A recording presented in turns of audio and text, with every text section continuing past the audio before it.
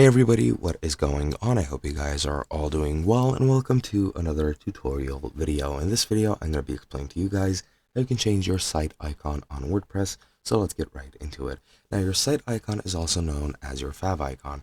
This icon is the icon that appears on your tabs when you open up tabs on a certain site, or that appears next to the search results on a search engine.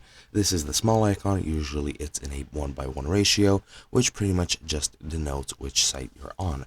Now, what you're going to need to do to change it is you're going to go ahead and go into your settings, then go into general, and here you can see site icon. Just click choose site icon, and you can drop files to upload or select them. If you go into select, you can select whichever image you have. I don't have any on hand, so I won't bother with it. But yeah, you can upload them. You can go to the media library. Really doesn't matter. You can search the media, and once you upload it, you'll be pretty much done.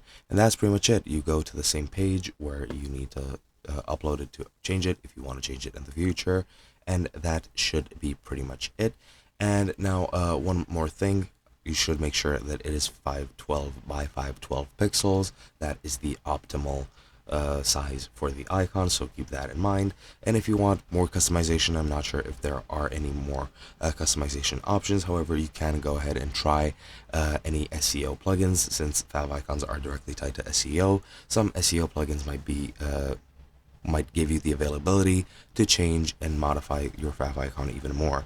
But for now, that's pretty much it. I hope you guys enjoyed, and I'll be seeing you guys in another video.